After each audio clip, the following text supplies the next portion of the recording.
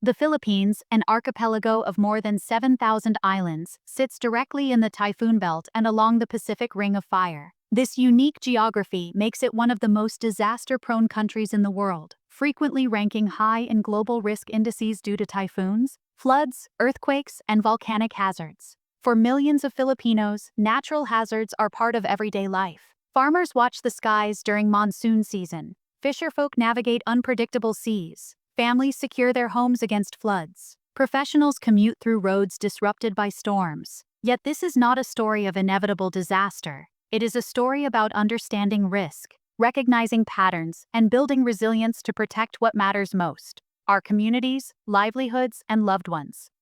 In this video, we explore the 10 provinces with the most natural disasters, ranked based on multi-hazard exposure and overall impact. The assessment considers 4 key factors: exposure to typhoons, floods, and storm surges, risks related to topography and river basins, including landslides, vulnerability to earthquakes and volcanic activity, and population and infrastructure stress, including impacts on homes, roads, utilities, and local economies.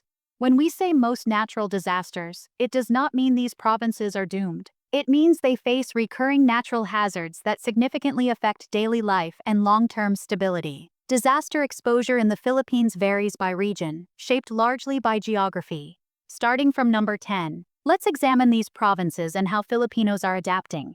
Province 1, Cagayan.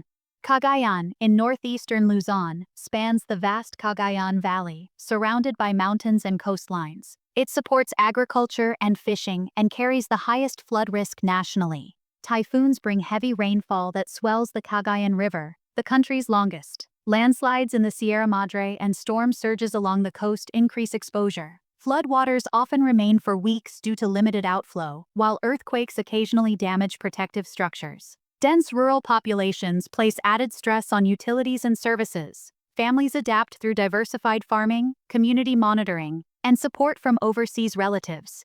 Despite disruptions, recovery efforts remain strong. Large-scale dike systems, real-time river monitoring, and evacuation planning demonstrate ongoing investment in preparedness and risk reduction. High exposure does not mean disaster is inevitable. Natural events become disasters when vulnerability meets unpreparedness. Across the Philippines, early warning systems, community planning, and education are saving lives and reducing losses each year. Local governments, supported by national agencies, continue to strengthen hazard mapping, building standards, and preparedness programs. Reforestation, infrastructure upgrades, and public awareness are steadily improving outcomes. Province 2, Maguindanao. Maguindanao, in the Bangsamoro region, includes river deltas, marshlands, and plains that support farming and fishing. High population density increases vulnerability. Flooding from monsoons and typhoons is common, intensified by the Rio Grande de Mindanao Basin. Earthquakes and occasional landslides add complexity. Recent years have brought more frequent and prolonged flooding, while seismic events have damaged infrastructure during vulnerable periods. Displacement affects education, healthcare access, and livelihoods. Dense settlements amplify challenges, but strong community ties support mutual aid and recovery. Preparedness efforts include improved building standards, flood barriers, community drills, and coordinated river management based on local knowledge. Province 3, Agusan del Norte. Agusan del Norte encompasses river valleys, marshlands, and coastal areas in northern Mindanao. Its economy includes agriculture, fishing, and forestry. Flooding dominates the hazard profile, driven by the massive Agusan River basin that collects runoff from surrounding provinces. Landslides and occasional earthquakes add to the risk. Heavier monsoon rains and upstream land use changes have extended flood durations, submerging communities for long periods. Families face repeated evacuations, schooling is disrupted, businesses in urban centers slow down, and infrastructure in densely populated river areas remains under strain. Integrated river basin projects, mangrove restoration, and advanced warning systems reflect growing resilience efforts focused on long-term sustainability. Province 4, Pangasinan.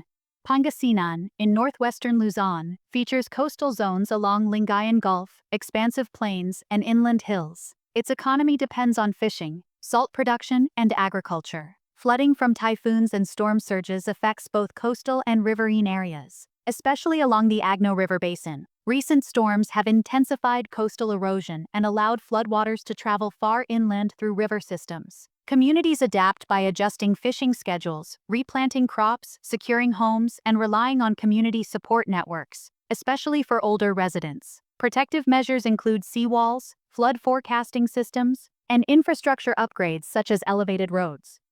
Province 5, Pampanga.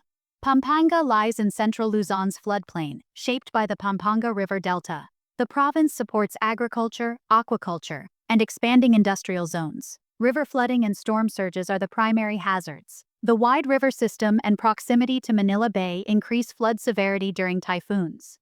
Floodwaters often linger for weeks due to slow drainage, submerging entire communities and disrupting livelihoods. Farmers face delayed planting cycles, homes become accessible only by boat, schools close for extended periods, and mobility becomes difficult for older adults. Preparedness includes reinforced dikes, early warning systems, and coordinated river basin management with neighboring provinces to improve water flow control. Province 6, Metro Manila. Metro Manila, the national capital region, is a densely populated urban center and the country's economic hub.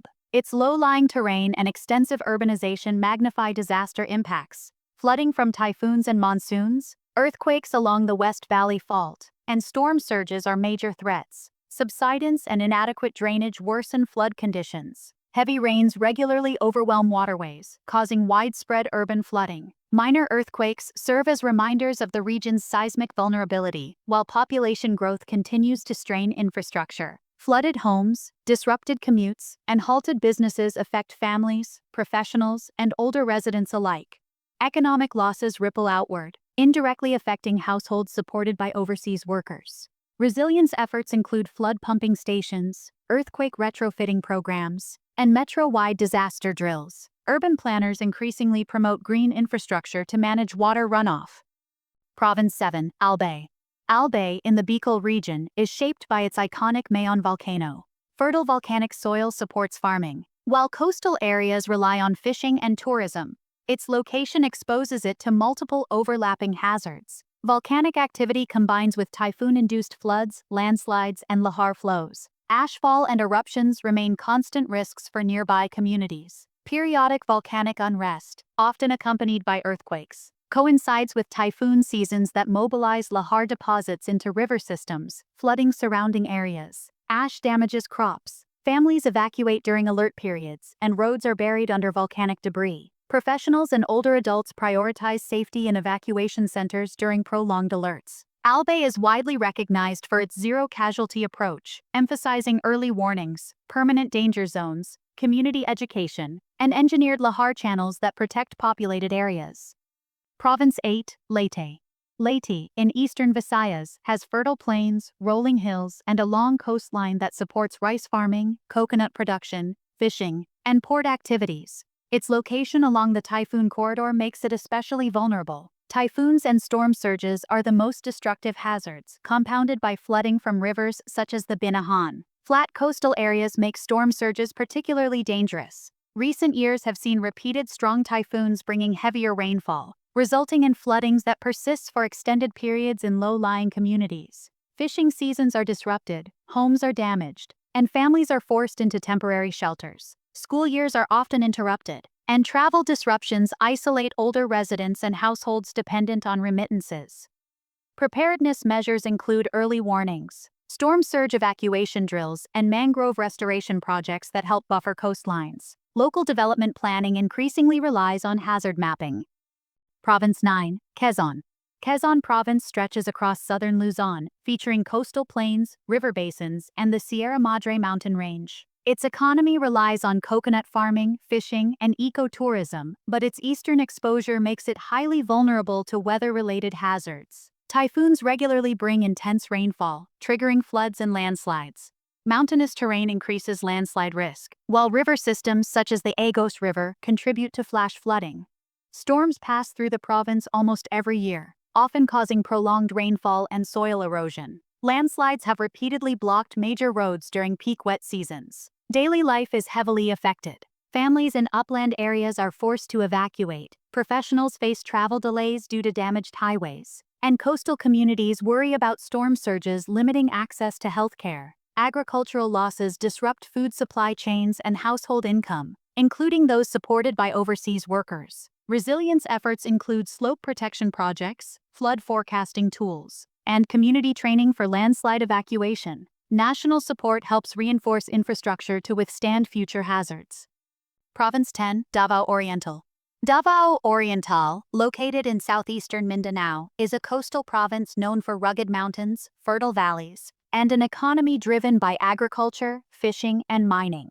Its position along the Pacific coast exposes it to multiple recurring hazards. The province experiences frequent earthquakes linked to the Philippine Trench, along with floods and landslides triggered by heavy rainfall. Steep slopes and active fault systems increase the risk of landslides, especially during the monsoon season. In recent years, seismic activity has become more noticeable, with tremors occurring several times annually. Tropical storms have also caused rivers such as the Katil River to overflow, extending flood duration in low-lying areas. These events disrupt livelihoods, farmers lose crops, fisherfolk face dangerous seas, and families experience temporary displacement that affects schooling and mobility for older adults. Roads and bridges often require repeated repairs, placing pressure on local resources. Despite these challenges, communities have strengthened preparedness through earthquake drills, early warning systems, and reforestation efforts to stabilize slopes. Local governments also coordinate closely on seismic monitoring to provide timely alerts.